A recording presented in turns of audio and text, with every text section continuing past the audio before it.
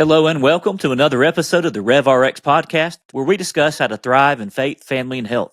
My name is Chad Potts, and I'm your host. Today, we're going to be talking about a topic that affects every single one of us: money. Let's be real, financial stress is one of the biggest burdens that we face today. Whether it's paycheck-to-paycheck living, debt, or just feeling like we have no control over our finances, it can be overwhelming. But here's the truth: you don't have to stay stuck. Today, I'm sitting down with Brad Nelson, aka the Debt-Free Dad, a financial coach who's helped thousands of people break free from financial stress and start building a life of abundance. He's got a simple, practical approach of managing money because you know what? He's been in the trenches himself. He understands the issues and he understands the solutions. So get ready on this episode to learn how to take control of your money, to gain confidence in your financial future, and to stop letting the stress of money steal your joy. Let's dive in with my friend, Brad Nelson. Brad Nelson, Debt-Free Dad. What a privilege it is to have you here on the RevRx show, brother. Hey, Ted, thanks so much. It's awesome to be here and always, talking about this very interesting subject of money. And I love the opportunity, so it's just great to be here.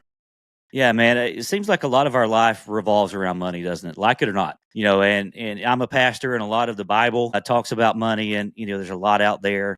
I see things from a perspective of counseling, and when a lot of people were counseling with me as couples, money comes up. Man, money just makes the world go round, doesn't it?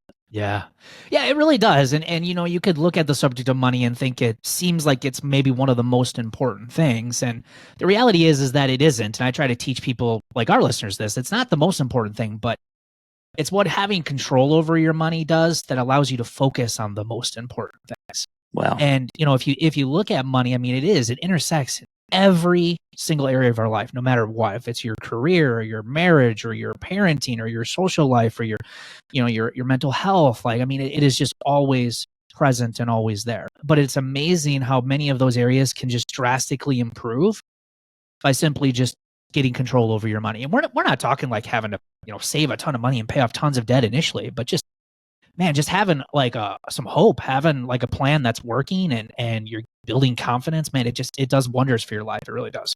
Yeah, that word control is something I think is probably going to come up in this conversation a few times. And yeah, I'd love to hear a little bit about your story, though, before we jump into that. And how did you get interested in finances? How did you become Debt-Free Dad guy? I followed you a little while on social media, and I love what you're putting out there. Yeah. It's such a needed thing in our world where, and I'll just go ahead and preface this by saying, hey, man, I graduated from school, graduated from college, got my doctorate degree, and came out knowing almost nothing about money. Yeah. So in this world that we're in, we need people like you out there giving us advice. But, kind of where did all this begin? Well, I mean, I would like to say I'm a finance guy. I'm really not. I actually went to college for graphic design, worked in the sign industry for about 15 years and love that job. But I, like many people, struggle with living paycheck to paycheck too. I made decent income, but wasn't making some crazy salary, and have still, even today, I don't make some, you don't get into financial coaching to get rich. You get into financial coaching because you have a passion to help people, and I make a good living, and I appreciate that. So that's how I got started. I really I was living the life that most people are living right now. Lots of credit card debt. I did silly things with cars, terrible, crazy car payments. Always was wanting the next thing and fell into this kind of more consumer lifestyle. I ended up being, in a situation where I was just living a life that I couldn't afford. And as I got to my, later 20s, it especially became more and more apparent how much stress this was adding to my life.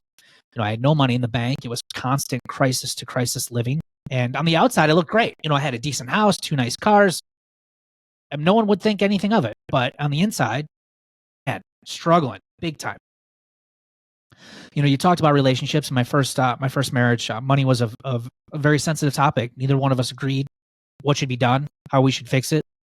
And it played a role. It wasn't the only role that played in the divorce, but we ended up getting divorced, and we both had a home that neither one of us could afford on our own. And this was during the housing crisis back in 2009, 2010. And we ended up buying a house that unfortunately was, and it's unheard of nowadays with the housing market the way it is, but we ended up owing more on the house than the house was actually worth, and we couldn't sell it, so we had to walk away. And how bad my financial life was, I never was in a situation where I wasn't able to make my payments because I was raised to, we can talk about this later, Chad, but big credit score. You have to maintain your credit score, do everything you can to make your payments. Don't ever be late.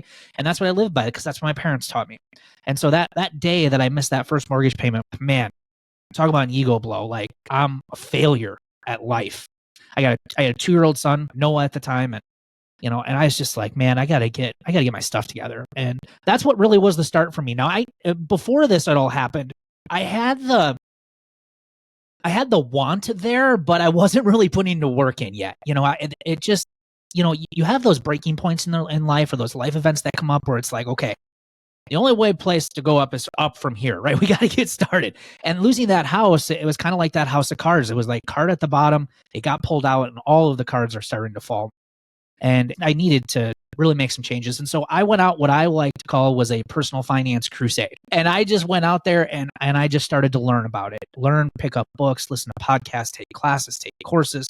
I mean, anything I could find on personal finance, I was eating it up. And even whether I agreed with it or not, I knew that I needed to let go of my anchor bias about money and the way I was handling it and realize like what I'm doing doesn't work and I need to start doing some different things. And crazy enough, the basics of personal finance are pretty basic. And if you can follow those, it's amazing how much of an impact it can have on your life. And that's the stuff I started doing. I started prioritizing saving. I started, doing a monthly budget. I know that's a bad word for a lot of people, but, I started looking at things like what could I sacrifice, temporary sacrifices to get out of debt? How could I work more hours? So I just started doing basic things, nothing that nobody else couldn't do. And it took me about 4 or 5 years to get out of work. I paid off about $45,000 in debt. And now I've been debt free. It's coming up on nearly 12 years outside my mortgage. And that's kind of how I got started. Because then Chad, crazy enough, people were like, "Can you help me?" And I was like, "What? Like, you want me to help you?" Well, you're talking about how life changing this is. Like, I've got credit card debt. I've got car payments. My spouse and I ain't getting along. Like, what did you do? And so that's how I got started. And I've been doing this full time now for almost 10 years, which is crazy to me. That's awesome. And I love the common sense approach you bring to managing your finances. And it doesn't, it's not something that we tend to silo things in our life. And finances is over here. And really, it, like you said, it intersects so much, but it's not something we have to get a college degree in order to understand and really apply to our situation. No. And you've lived it. Who better to help you than someone who has lived a life, they've done it all wrong, and then learned the right way, learned a different way, and then really come out the other side. Yeah. So appreciate that. Appreciate that story, because I think that really adds to your credibility in that you've been there, done that. And a lot of people that I know, and this has been the case, it's almost across the board. We hear this phrase, paycheck to paycheck, right? People were living paycheck to paycheck. How would you define that? What is it that you see on a daily basis, on a weekly basis, monthly basis, whatever, that would constitute living paycheck to paycheck? And then, do you have some sort of estimate about how many people that you have dealt with or that you think that are probably living that way? Because most people, okay, and I'm not, obviously not super wealthy, right? You don't get into some of the things I'm in either to get rich. That's right. And I don't have super wealthy friends. Right. And, so a lot of people that I'm hanging out with, I feel like we're all in the same boat together. And so that's why I wanted to have a conversation with you, this common sense approach, the nitty gritty, like what do people struggle with? But what is it that's paycheck to paycheck about finances that we can't seem to get outside of? Well, if you want the simplest terms of what paycheck to paycheck living is this: if your next paycheck doesn't hit your bank account, or let's say the next 2 paychecks, you're going to get paid twice a month. Those don't hit your bank account. Things get scary very, very quickly for you. That's paycheck to paycheck living in a nutshell. That's pretty much it. And as far as how many people, statistics are all over. But generally over 60% is the general rule of thumb. We've seen even over 70% in some studies and surveys that over 70%. Now, crazy enough, even people making over, 6 figures, $100,000 or more a year, they're saying that anywhere between 20 to 30% of them are now living paycheck to paycheck. So that's essentially what it is. It's being 1 or 2 paychecks away from, we got a problem. And that's ideally what we're trying to get people out of. This past year, they released information that said upwards of 70 over 70, like 73% of the United States population says that money stress is their number one source of stress. And nearly 50% of them admit that it is the number one cause of their mental health decline. So it plays just, again, it's not just about the money. And that's what I think we try to really drive home with people that listen to our podcast or people that we try to help. It's like, yeah, money is the surface issue, but let's drill deeper and figure out, like, how is this affecting the rest of your life? Crazy statistic too is, like, at work, if you are struggling with some of these types of financial stresses and things and worry, they say on average, an average worker loses one whole day of work per week worrying about their finances. Wow. So what we find is, like, we talked about how it's intersecting. Like, when people start getting on a plan, it's amazing. They start getting raises at work. They start getting promotions. Some of them have even gone on to start their own businesses and do their own thing because they've taken control of their mind. It's incredible the effect that it has. And so you have to think about it that way. Like, paycheck to paycheck living, why do I want to end it? And you have to, like, really drill deeper, not just think about, yeah, I would like to have more money in the bank or like to have less debt, but, like, what is that going to mean for the rest of your life? Right. Yeah. And that's the thing. You know, in your situation, you see all kinds of things, I'm sure. And I kind of want to preface this too by saying, you know, there is no shame when we're talking about some of these financial problems. I think a lot of times we don't like to talk about it. We don't share financial information with other people. You know, you'd mentioned you looked fine on the outside because no one else would have known. That's right. We don't talk about it. We're not like, man, I'm so broke. You know, if we do, we're kind of kidding. But there's no shame in this. But really what we're trying to do is bring awareness to the fact that, man, you can really thrive in life instead of just survive by really taking control of this aspect of your life. Yeah. And I would say that too. I mean, to encourage people out there. I've been doing this again almost 10 years, and I don't hear very many unique stories. And I want you to, like, have hope in that, because you're not the only one out there. You're not on this island by yourself. Right. We have all, including myself, made a lot of the same dumb choices when it comes to money. Right. We all have. But because, like you said, Chad, we don't talk about it. It's not something that they say that, you know, money is like people will be more than willing to share their deepest, darkest secrets of anything else except how much credit card debt or how much money they have in their checking account. Like, we avoid it like the plague. And so sometimes you can get yourself on this island like you are the only one struggling. And the reality is like, so many of us are doing a lot of the same types of things. We're stuck by a lot of the same types of things. And I think that's one of the reasons why we've been as successful as we've been with helping people, is because all of us are generally having the same types of experiences. Like, you know, there are some unique aspects to different stories and things like that. But the overall reason behind it is generally the same. Yeah.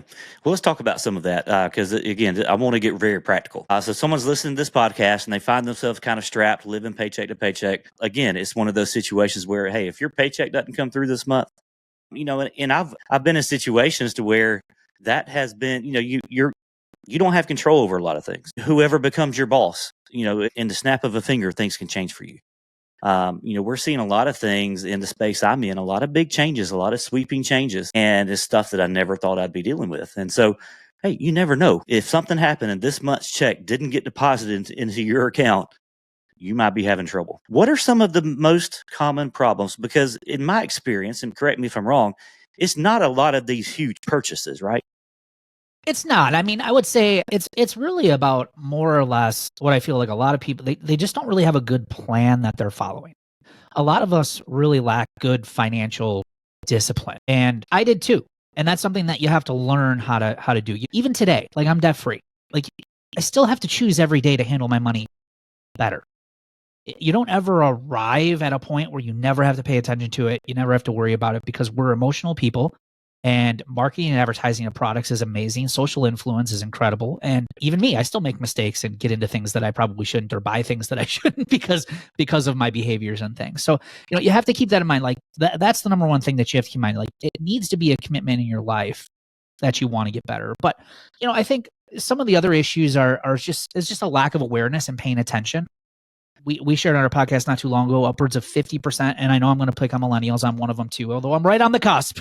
There you go. Yeah. But I'll be millennial today. You know, 50% of millennials have no idea what's going on in their bank account or how much money they have in their bank account. That's an entire generation. Half of them have no idea what's going on. And I bet if you compare the other generations, maybe besides maybe some of the boomers, but I know I work with boomers too. We got plenty of boomers that we work with.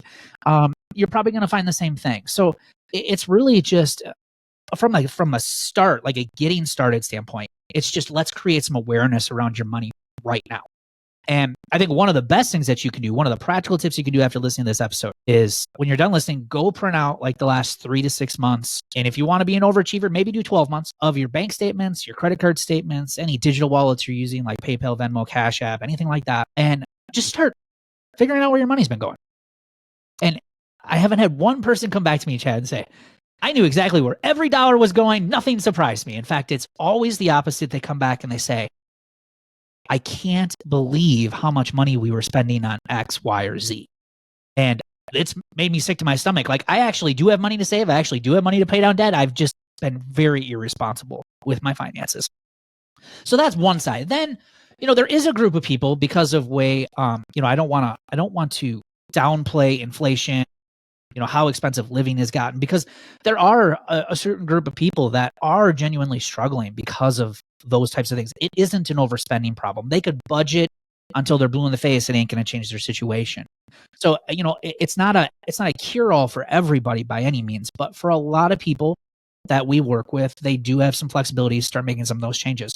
And if you're one of those people who has tried everything, we just had someone on a workshop that is in that situation, working 3 jobs, can't make ends meet. It's like, at that point in your life, like, you really got to reevaluate where you're at and what big changes need to happen.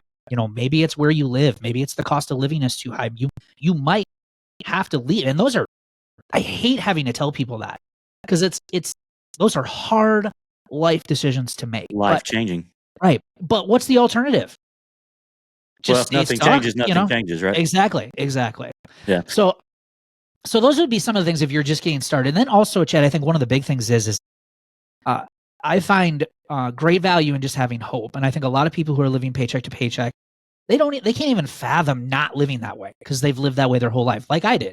Like, when I first had this idea, or learned about, like, people actually live debt free. People actually live with just their utilities and maybe a mortgage, or maybe even without a mortgage. Like, that's crazy, man. I couldn't wrap my head around that idea until I started making progress, and I was like, this actually might be possible. And that hope was a motivator behind really putting in the work. But you got to get some of those quick wins when you first get started. And once you start getting those quick wins, because most of us are just used to getting our teeth kicked in when it comes to finances, it's a pretty amazing feeling. And that's where it gets to be a lot of fun. Absolutely. And you'd mentioned too that, the way you were raised, like, it was, you were concerned about credit reports, credit scores. Maybe we grew up in a family where our parents lived paycheck to paycheck, so we've never known any different. That really plays in too, right? The way that we're raised, and then our kind of preconceived ideas about money and the management of money.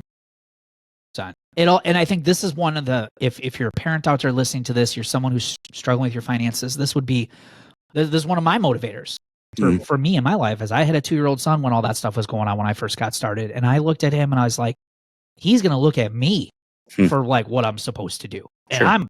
I'm terrible with money. Like, how am I going to teach him? And so that's what I really wanted to, and not necessarily have the mindset of like, I'm going to sit down and give you money lessons, but really just be more of an example of how I live my life, how I handle my money, to pass down those habits to him. So yeah, I mean, that is huge. I can't tell you, Chad, how many people have come to me, sit down in a coaching session, or I'm on a group coaching session with my members, and they say, being broke and living paycheck to paycheck is all I've ever known. No one's taught me what compound interest is. No one's taught me like how credit cards really work. No one's taught me like depreciation in new cars and why I should be concerned about some of that stuff. No one's taught me any of this stuff. So a lot of people just don't know any better, right?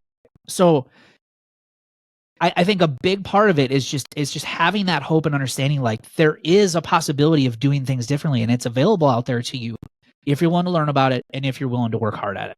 Yeah. And I'll be transparent a little bit too. I mentioned to you just a second ago, went through school, you graduate, they reward you with a salary and all of these things and benefits. And you're like, okay, great. Now I get to live life, living the American dream, and had no idea how to manage money. Matter of fact, and I'll just be honest with you. I don't know if I've said this on a podcast yet, but my idea of money was that I have worked so hard to obtain the position that I had and to earn the money that I was earning, that I didn't want to have to worry about the money that I spent. To me, it almost seemed like a reward for everything that I'd gone through to not have to look at my account and make sure that I had the money there, make sure that was a wise move for me. It's almost like out of sight, out of mind was a benefit that I had received from graduating and all of that. Fast forward, that doesn't get you very far. Right. Maybe that's the mindset of the rich and famous. I don't know. But what I found is that if you have no idea where your money's going, you're going to be in trouble because you're going to be bleeding. And sometimes it's just like human body, right? Sometimes the bleeding isn't exactly noticeable until, ooh, we have a problem. Absolutely right. And I think a lot of people fall for this misunderstanding that more income is the answer. It's not. And again, I have financial coaches, colleagues, people that I talk to and keep in touch with who have clients that make over 7 figures, crazy amounts of money more than I will ever see in my life. Right. And they're like, Brad, you wouldn't believe it. They're just as broke as say someone making 60 grand a year. Now they may have nicer stuff. They got nicer cars, nicer houses. They look great. They have a nicer wrapper, right? But I think you look at them on the inside, it's the same result as say someone who's making less. I have a friend, an individual who recently retired, and he said the same thing. He's like, I spent most of my life making over 6 figures. I was very successful. Similar situation you just said, Chad, where I didn't have to really necessarily worry about how much money I had in my bank account. But he's like, you know what? I wish I would have paid attention because now that I'm retired, I have very little retirement, and now I'm living on Social Security, and it is life changing. Yeah. Like he's like, it is just a shock. And he's like, if I could go back and redo this and learn what I was supposed to do with that money, he's like, I take it up, in a heartbeat, just go do that. So yeah, I mean, I think what I love that you brought it up though, because I want your listeners to know that is that most people feel like that, like income is the answer. It can be, but listen, if you can't figure out how to handle 60 grand a year, 70 grand a year, how are you going to handle 120 grand a year, 130 grand a year? Like look at lottery winners. Most of them are broke after a few years of winning the lottery, Right. Some of them are successful with it, but a lot of them, no, they go right back to where they were because they don't have the behaviors, the habits, the mindset to actually use that money wisely. Yeah, and how many professional athletes or former professional athletes have we heard, same story? So yeah, a lot of times more income kind of just highlights our bad behaviors, doesn't it? It does. Yeah, they're just bigger numbers. They're just bigger numbers. I worked with a couple several years ago, and it's crazy. Her name's Shannon. She's given me permission to use their names and everything. And she works in finance. She works for like a petroleum company out on the East Coast and has a really good job, very good paying job. And she does multi-million-dollar budgets for a living. Like this is what she does for this company. And so when she came to me, she's like, Brad, I've done finance for years. Like, is there anything I'm going to learn from you? And I said, well, maybe not from a number standpoint, because you're probably going to get that. But what I could help you with, though, is like the behavior side, the financial mindset side, giving you guys a good plan of what do you want your lives to look like, and then giving you steps to reach that. And so she gave it a shot. And within 2.5 years of starting with us, her and her husband paid off nearly $400,000 in debt and became debt free. Wow. And she's like, I never would have believed in a million years that number one, I'd be debt free, or number two, I'd pay off that much money in 2.5 years, even with the income that we have. And she said the same thing. She's like, we just had bigger numbers. And she tells people that. She's like, don't like look at the numbers and be like, I would never be able to do that. We have bigger numbers because we just had more money to spend and we went into further debt. Right. And, so thinking about income, budgeting is as simple as money in, money out. But there's a confounding factor, and it's credit cards. Yeah. I'd love to talk about that a little bit because I've changed my opinion on credit cards in recent times. Used to, credit cards are enticing. You would see the latest advertisements, and now they're giving you double the points and this, that, and another. You're like, oh, okay, well, I'll just pay things with this, and then I'll pay it off. And then you're like, well, I can't quite pay it off this month, and then before you know it, you're $30,000-$40,000 in credit card debt. Tell us about, from the Brad Nelson perspective, tell us about credit score, credit cards, and what role that plays, if any, in our finances. Well, I think when it comes to, you look at the financial industry in general, I think debt is the number one product. It's been sold the best out of anything in the world. Yeah. Wow. And credit cards, I think, is number one. You look at the credit card history. I think it started like in the 50s and started ramping up in the 60s and the 70s. And since then, it's just been building and building and building. And at the end of the day, like when you start talking about points and rewards and these benefits, all they're doing is gamifying the whole situation to get you to play the game.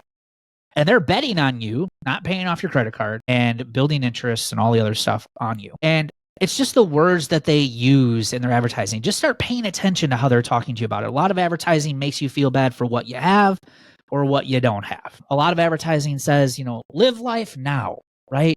Like you never know what tomorrow's going to bring. You only live once. And, just look at the way that they're advertising that stuff to us. And it works. It's crazy. I mean, these people spend billions of dollars trying to figure out how we're going to how we tick. So we're going to use their stuff and they're going to use that against us. Right. So I think that's the number one thing is just being aware that they get us more than we get ourselves in a lot of cases. Right. We're up against the greatest of minds. Oh my gosh. It's insane. It's insane. And even today, outside of credit cards, buy now, pay later is a big thing now. I mean, they are constantly finding new ways and quicker ways for us to spend money and unfortunately spend money we don't even have by using our phones, our devices. Like it has become so with a snap of a finger, I mean, you can buy so much stuff, right? So I think it's having that awareness and because sometimes it can be so much throughout the day and throughout our lives. We're not even aware of what's happening sometimes. And they're playing on all those emotions and they get us to buy stuff that we don't need. And so having that awareness is huge. When it comes to credit cards with points and rewards, and someone might be there and saying, well, I pay mine off every month. And if you do, I got no real big problem with that. But here's where I challenge you is that just about every study out there that compares cash transactions to credit card transactions, the credit card is always the highest transaction. There hasn't been one study that I have found that shows that someone spends more in cash. In fact, there's been studies that show you spend up to 200% more using credit cards versus, say, cash. So, you might be paying it off every month, but are you spending more because you're really not feeling some of those transactions? They actually did a study. We actually include this in our membership program because it was crazy interesting. But they actually did a study. They actually sent people through an MRI machine doing cash transactions. Now, how they did this, I have no idea, but they actually wanted to monitor the brain and what it was doing during different transactions. And when people used cash versus credit card, the pain sensors in your brain when using cash were much higher than, say, using a credit card. So the credit card actually masked that purchasing, that hurt that you feel. Did we lose you? Yeah, I don't know what happened. Okay, you were saying I'm still recording, so. Oh, no worries. Where did I leave off? We were talking about credit cards, points, rewards. Yeah, you were saying if you pay it off, and then we were talking about some estimates are up to 200% more that you spend on credit cards. Yeah. And so, and they actually did a study with this, and we include this in our membership because I thought it was so interesting, where they actually compared people and their transactions based on what they use versus a cash transaction or a credit card transaction. And how they did an MRI while they were doing these, I have no idea. But what they found is that when people use cash, the actual pain sensors in your brain are much more elevated than, say, if you use a credit card. So the credit card actually masks out the pain of pain, which means likely you're going to spend more. In fact, if you go look at merchants' credit card account, go on MasterCard, Visa, Discover, American Express, and look at the merchant side of the website. People who are coming to them and saying, I want you guys to bring a machine in here so I can accept your card. They tout how much more their credit card transactions are than cash. Wow. So you have to understand, there's a reason why they're trying to do that. And now it's become so big. Now you go to professional sporting events and things and they don't even take cash anymore, right? Right. So it's not like we're ever going to get away from this. I think it's going to become more and more prevalent that we're going to probably use, cashless payment options, but we need to be aware of these things because these are the things that can start to create a lot of holes in your bucket, causing a lot of water to leak out, and you don't even know it. Yeah. And so along the same lines are credit scores. I was always raised, you don't miss a payment. You've got to keep that credit score up. Talk to us about that a little bit. Yeah. So, I don't really have any big issues with a credit score as much as I just want people to understand that all they're doing is really just scoring you on how well you play with debt. And so I think that's what I mostly want people to understand is they feel like the credit score, a higher credit score means you're doing well with your money. You're not. I had a great credit score and I was broke, broke as you can be. But yet they would give me debt for just about anything I wanted as long as my income could cover it, right? So I think that's the biggest thing I want people to understand is they don't they don't score you on if you have a budget or if you have an emergency fund savings or if you're investing or any of that kind of stuff. All they're judging you on is how much debt you have. Do you make your payments on time? What kind of accounts do you have? What's your history look like? And they're putting that into a score to say, how good of a customer are they at using debt? And again, it's hard because this is, again, we're living in a day and age where you're required to have a credit score. And the reality is I've done everything that they say you can't do without a credit score. I've rented 2 homes without a credit score. I've purchased a home without a credit score and got a mortgage without a credit score. I've done all of the stuff that they say you can't do, but I did it. So if you can do it, then again, so you have to understand the whole system is so good at just getting more and more people to believe all of this stuff. And again, there is some truth to some of it, but you have to understand where that credit score is going to fit on your overall pulse on how well you're doing financially. And for me, it's very low on the totem, very low. Yeah, I agree. And it's one of those things too where when we think about credit score, really what that tells us is how much more debt can I be in? Right. Exactly. And something that's a different mindset than maybe how I started off on this journey as an adult, if you want to call it that. So, why do you think it is? And this is just, kind of off the cuff here, but why do you think it is that we aren't taught some of those basic financial, and maybe basics we're taught, but that's about it in school? Why is it that so many people, let me rephrase that a little bit too. Why is it that so many people finish their schooling, quote unquote, and aren't well prepared to handle their own finances? Man, I wish I had the answer to that because I probably wouldn't be. I don't know. I mean, it's becoming. Why we need you, right? Yeah, I mean, I know it's becoming much more prevalent. I mean, I guess it's becoming more popular to start offering these things. We've talked about this several times in our podcast, and I think the challenge is what do we determine financial health? What does financial health mean? And I think that's the hard part, because to you and to me, it could mean two completely different things. But I think they're finding that there is a desperate need for it. And I feel like what we need to be careful is in introducing these to the schools is a lot of the schools aren't going to be able to probably afford to bring on curriculum and things like that. And guess who is developing it? The financial industry, like credit cards. They're developing school curriculums right now that people can start using in their schools. And so that's what we need to be kind of careful of is we want this education, but is this coming from a non-biased person that's generally just teaching you the broad spectrum of personal finances and things that you need to be aware of?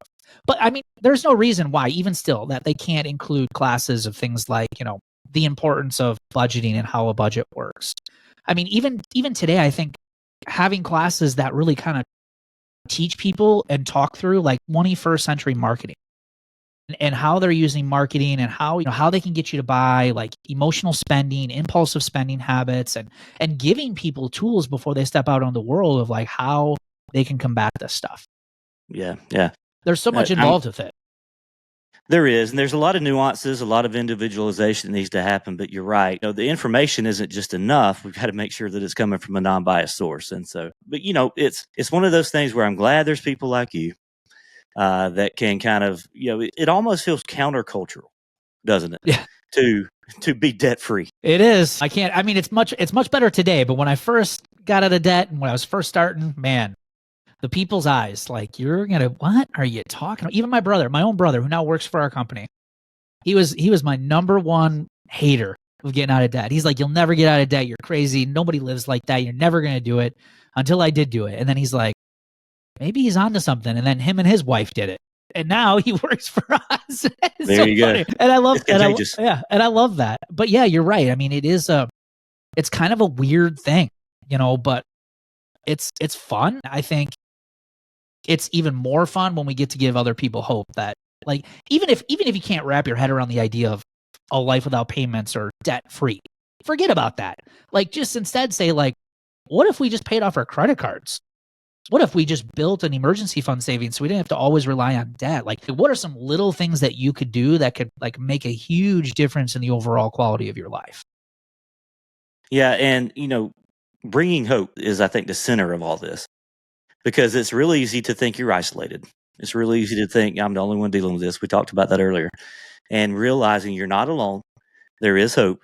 and there is a way forward. That's a big message that you preach, and one that I wanted to bring to my listeners as well. So, Brad, how can my listeners learn more about you and begin to work with you through your finances? Can you tell us about your podcast and all that? Yeah, absolutely. So we have the Debt Free Dad podcast. We've got over 300 episodes now on that show. We've been doing it now going on our 6th year, I think. 5th or 6th year, I can't even remember. We release 2 new episodes a week, though. So we release one on Tuesdays, we release one on Thursdays. And again, lots of great information. The cool part about our podcast, we have 5 hosts on our show. And the reason why we have 5, a lot of people would be like, wow, that's a lot. Well, we have people from all different walks of life. We've got Katie, who is single, who started out her journey making only $13 an hour. In the last 6 years, she has paid off nearly $200,000 in debt. And she is almost on the home stretch of being debt-free herself. So, from a single perspective, because people might listen to this be like, well, you can only get out of debt if you're married or you have dual incomes, things like that. Not true. And then we got someone like Amber. Amber's from Canada. They deal with a lot of the same types of situations. It's a little bit different because obviously it's a different country. I've got Chris, who's already went on his journey, became a self-made millionaire, retired as a teacher who taught personal finance to students, and then now has opened up his own ice cream shop. So he talks about it from the perspective of like, I'm older and like, this is what you could have to look forward to if you get on the journey. And then, like I said, I got my brother who was the number one hater of all of it, didn't believe it. And now here he is, helping and teaching people how to do it. So that's the cool thing. You're going to get perspectives from a lot of different people. We got a lot of different great guests on the show as well. And then as far as free tools and resources, we've got a newsletter that comes out every Sunday called Simplify My Money. You can sign up for that on our website at debtfreedad.com. Also got 2 free workshops there. We have a budgeting workshop. So if you struggle with budgeting, it's free. Like you can just go through it. We're going to give you our budgeting worksheet. We're going to teach you how to set up your first budget. And then the second one is for those people who are like, I really want to go on this journey, but I don't know what the first steps are you need to take. We call that Life Without Payments. And that'll kind of show you a 4-step process of things that you can get started on right now to just get started. Like, what can I do today and over the next 60 days to start improving my finances? And that workshop will walk you through that step by step. Awesome. Yeah, your website's super helpful. All kind of neat tools, and depending on your level of involvement with that, all kinds of neat things. So you guys check him out. Check out the podcast. I love the different perspectives. You're right. It's one thing when you just got a talking head in front of a screen and you've got one perspective, but you really put a lot of purpose and intention into bringing lots of different voices. And so I appreciate that about you. I'll put your social links too in the notes. But Brad, man, just appreciate you. Appreciate the voice of hope that you bring to those that are dealing with financial insecurity. And man, what a privilege this has been to just talk about how to thrive, how to really push forward, how to realize that you're not alone, and how to live your best life. So, Brad, thank you, my friend. Yeah, thanks, Chad. Appreciate it. It's been great. Thank you for listening to the RevRx podcast. We hope you enjoyed what you heard today, and if so, we'd love it if you would hit that subscribe button so that you'll never miss a new episode from us. Also, feel free to leave us reviews and comments, as we'd love to hear from you. Be blessed and be the very best you.